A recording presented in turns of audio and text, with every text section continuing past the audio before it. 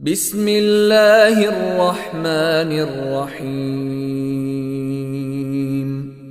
قل هو اللہ احد اللہ الصمد لم یلد ولم یولد ولم یکن له کفوا احد۔ بسم اللہ الرحمن الرحیم۔ السلام علیکم ورحمۃ اللہ وبرکاتہ۔ ناظرین کرام، میں امید کرتا ہوں کہ آپ سب لوگ خیریت سے ہوں گے انشاءاللہ تعالی۔ ناظرین، گفتگو شروع کرنے سے پہلے آپ کے سامنے ایک بات رکھنا چاہتا ہوں، اور وہ بات یہ ہے ناظرین کرام کہ مان لیں ایک شخص ہے، 50 سال ہو گئے اس نے شادی کی لیکن اولاد نہیں ہوئی۔ 50 سال کے بعد اللہ تبارک و تعالی نے اسے بیٹا دیا۔ ناظرین کرام، آپ کا کیا خیال ہے کہ کوئی دوسرا شخص اگر اس شخص سے اس کا بیٹا مانگے، وہ کہے کہ مجھے دے دے، تو کیا خیال ہے کہ وہ اسے دے دے گا؟ ناظرین کرام، ممکن ہی نہیں ہے۔ وہ کتنا اہم اور کتنا قیمتی ہوگا اس کے نزدیک۔ ناظرین، اتنا اس کا بیٹا اس کے نزدیک قیمتی اور اہم نہیں جتنی میں آج کی گفتگو آپ کے سامنے کرنے لگا ہوں، جتنی یہ اہم ہے۔ ناظرین کرام، دوسرے لفظوں میں ہم یہ کہہ سکتے ہیں کہ پوری دنیا اور جو کچھ دنیا میں ہے آپ کو مل جائے، اس سے بھی بڑھ کر آج کی گفتگو اہم ہے۔ تو آپ نے 100% ویڈیو دیکھنی ہے، 100% آپ نے توجہ رکھنی ہے، اور 100% آپ نے ویڈیو کو سمجھنا ہے۔ ناظرین کرام، وہ کون سا ایسا موضوع ہے کہ جس کو میں اتنا اہم کہہ رہا ہوں؟ ناظرین کرام، وہ ہے توحید باری تعالی، یعنی توحید۔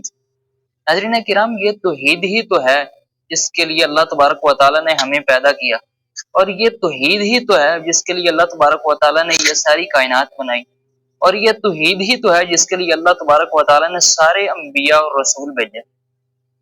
ناظرین کرام، سب سے پہلی بات یہ ہے کہ توحید کا معنی کیا ہے؟ ناظرین، توحید کا معنی ہے کسی کو ایک ماننا، یعنی یہاں مطلب یہ ہے کہ اللہ تبارک و تعالی کو ایک ماننا۔ ناظرین کرام، توحید کی اصطلاحی طور پر 3 قسمیں بنتی ہیں۔ توحید کی پہلی قسم توحید ربوبیت۔ ناظرین کرام، ربوبیت کا مطلب یہ ہے کہ اللہ ہی ہمارا رب ہے اور کوئی نہیں۔ ناظرین، یہاں رب کا لفظ ہے تو رب کا کیا مطلب ہوتا ہے؟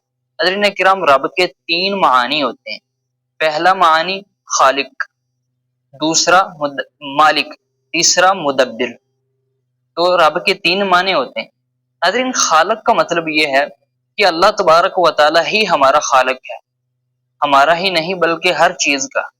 ہر چیز کا صرف وہی خالق ہے اور کوئی نہیں۔ ناظرین کرام، ربوبیت، رب کا دوسرا معنی یہ ہے مالک۔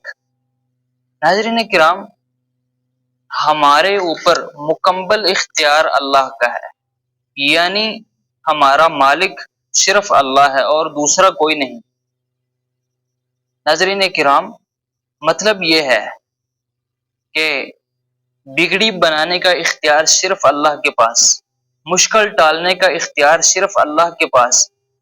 اسی طریقے سے ناظرین کرام، اولاد دینے کا اختیار صرف اللہ کے پاس، رزق دینے کا اختیار صرف اللہ کے پاس، یعنی ہماری ایک ایک چیز کا مالک اللہ ہے اور صرف اللہ ہے، کوئی دوسرا نہیں، کوئی نبی ولی پیر پیغمبر جن فرشتہ نہیں۔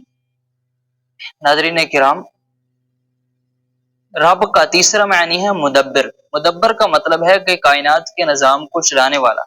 ناظرین کرام، صرف اللہ ہی کائنات کے نظام کو چلانے والا ہے، یعنی مطلب یہ ہے کہ دن اور رات کا نظام، یہ صحت اور بیماری، پھر ہواؤں کا چلنا، بارشوں کا آنا، ہمارا کاروبار کرنا، ایون کہ کائنات کی چھوٹی سے چھوٹی چیز ہوتی ہے تو اللہ کے حکم سے ہوتی ہے۔ اللہ ہی سارا نظام چلانے والے ہیں، کوئی دوسرا نہیں۔ ناظرین کرام، اللہ تبارک و تعالی سورۃ الاعراف میں ارشاد فرماتے ہیں الا لہ الخلق والامر، کہ اللہ تبارک و تعالی ہی پیدائش کرتے ہیں اور وہی ہر چیز کے مالک بھی ہیں۔ پھر سورۃ الرعد میں ارشاد فرمایا یدبر الامر، کہ اللہ تبارک و تعالی ہی معاملات کی تدبیر کرتے ہیں۔ ناظرین کرام، توحید کی دوسری قسم ہے توحید الوہیت۔ الوہیت کا مطلب یہ ہے کہ ہم جو بھی عبادات کرتے ہیں ان کا مستحق صرف اللہ ہے، کوئی دوسرا نہیں۔ جیسے کوئی بھی عبادت ہو، نماز، زکوٰۃ، حج، روزہ، سجدہ، قربانی، نذر و نیاز، جو بھی عبادت ہو وہ صرف اللہ کے لیے، کسی اور دوسرے کے لیے نہیں۔ کوئی نبی، ولی، پیر، پیغمبر، جن، فرشتہ ہماری کسی عبادت کا مستحق نہیں ہے، صرف ہماری عبادت کا مستحق ہے تو صرف ایک اللہ کی ذات۔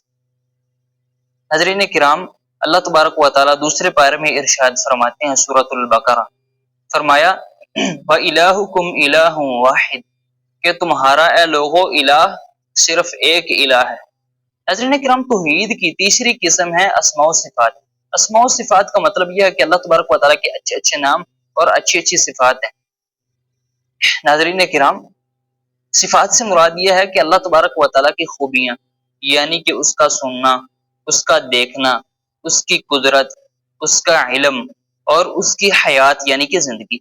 ناظرین کرام، توحید اسماء و صفات کا مطلب یہ ہے کہ جس طرح اللہ تبارک و تعالیٰ سنتے ہیں ایسے کوئی نہیں سنتا، جس طرح وہ دیکھتے ہیں اس طرح کا کوئی نہیں دیکھتا۔ سنتے دیکھتے تو ہم بھی ہیں لیکن فرق ہے ناظرین۔ اسی طرح جس طرح کی قدرت اللہ کی ہے اس طرح کی قدرت کسی اور کی نہیں۔ جس طرح کا علم اللہ کا ہے اس طرح کا علم کسی اور کا نہیں ہو سکتا۔ جس طرح کی حیات یعنی کہ زندگی اللہ کی ہے اس طرح کی حیات یعنی کہ زندگی اور کسی کی نہیں ہو سکتی۔ سورۃ الشورى میں اللہ تبارک و تعالیٰ ارشاد فرماتے ہیں لیس کمثلہ شیء، کہ اللہ تبارک و تعالیٰ جیسی کوئی چیز نہیں ہے۔ ناظرین کرام، آپ نے میری گفتگو سماعت فرمائی، لیکن ناظرین ایک دفعہ ہی سننا کافی نہیں، آپ اس کو بار بار سنیں، یہاں تک کہ آپ کو یہ ایسی یاد ہو جائے جیسے آپ کو قل ھو اللہ احد یاد ہے۔ اس طریقے سے آپ نے اس کو یاد کرنا ہے اور لوگوں کے ساتھ شیئر بھی کرنا ہے اس ویڈیو کو، کیونکہ ان کا بھی عقیدہ درست ہو، ان کی بھی توحید درست ہو۔ حضرین کرام، یہ توحید اتنی اہم چیز ہے کہ ہماری نجات اس کے ساتھ منسلک ہے۔ ہماری نجات ہی نہیں ممکن اگر توحید میں ذرہ برابر بھی خلل ہوا۔ ناظرین کرام، اگر ویڈیو اچھی لگی ہو تو آپ نے لائک ضرور کرنا ہے، اچھا سا کمنٹ بھی کر دینا ہے۔ ابھی تک ہمارے چینل کو اگر آپ نے سبسکرائب نہیں کیا تو وہ بھی کر دینا ہے۔ ناظرین، ملتے ہیں اگلی ویڈیو میں، تب تک کی اجازت دیجیے۔ اللہ حافظ، السلام علیکم ورحمۃ اللہ۔